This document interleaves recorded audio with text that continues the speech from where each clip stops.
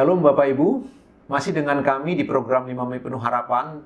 Kita masih pada topik tentang kerendahan hati Bapak Ibu, sebuah isu yang barangkali mulai diabaikan oleh generasi kekinian karena dianggap menghambat kesuksesan di tengah dunia yang penuh dengan kompetisi ini Bapak Ibu.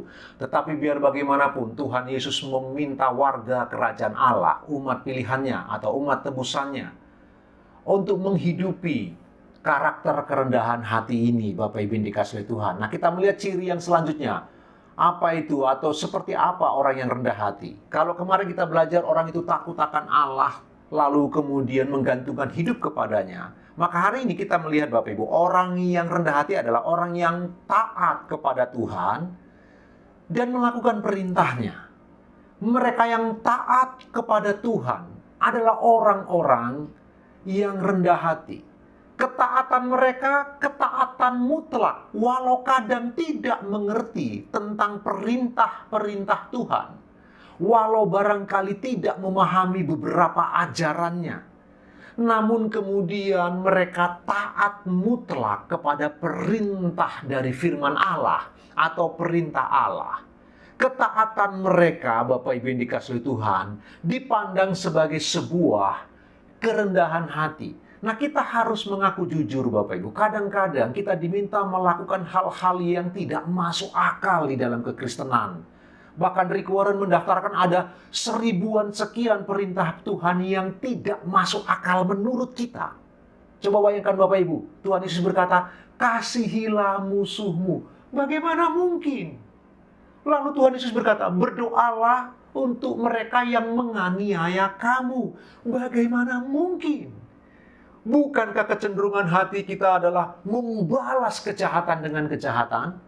Kecenderungan pikiran kita adalah membalas kemunafikan dengan kemunafikan yang lebih buruk? Tetapi kemudian Tuhan memerintahkan tidak begitu. Tuhan memerintahkan kasihi musuhmu. Berdoalah untuk mereka yang menganiaya kamu. Nah, perhatikan, ada banyak perintah-perintah dari firman Allah yang kadang-kadang kita sulit untuk bisa memahami dan mengerti. Oke, mungkin kita tidak akan memusuhi musuh kita, tapi sekurang-kurangnya janganlah mengasihi dia. Mungkin kita berpikir Bapak Ibu, oke lah, kita tidak usah benci musuh, tapi kenapa harus mengasihi musuh? Bukankah kadang-kadang pertanyaan itu bisa muncul di hati kita Bapak Ibu? Tetapi Tuhan Yesus memerintahkan Bapak Ibu, kasihi musuhmu, berdoa untuk mereka yang menganiaya kamu. Dan orang-orang yang taat kepada perintah Tuhan dan tunduk kepada ajaran-ajarannya, walau kadang tidak mengerti dan sulit dipahami. Itulah orang-orang yang rendah hati. Bapak Ibu yang dikasihi Tuhan, tidak peduli berapa banyak pengetahuan kita tentang firman Allah. Tidak peduli berapa banyak kita tahu tentang doktrin-doktrin yang paling sulit dan dalam.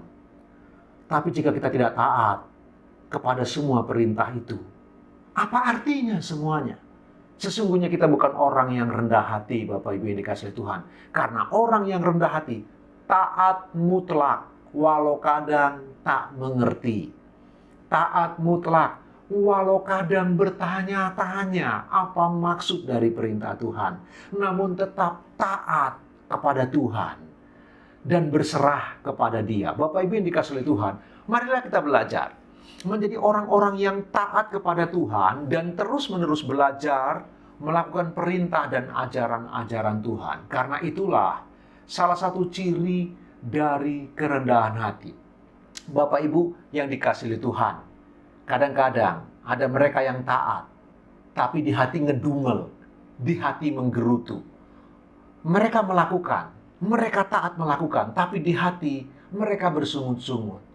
Saya pikir kita harus melakukan pemberesan di bagian itu. Ada hal yang tidak pantas di sana. Kita harus belajar taat kepada Allah, tunduk kepada Tuhan dan ajarannya.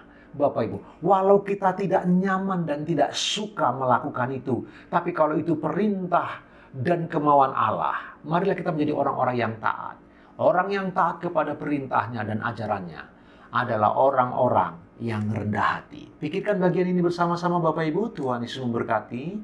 Selamat beraktivitas.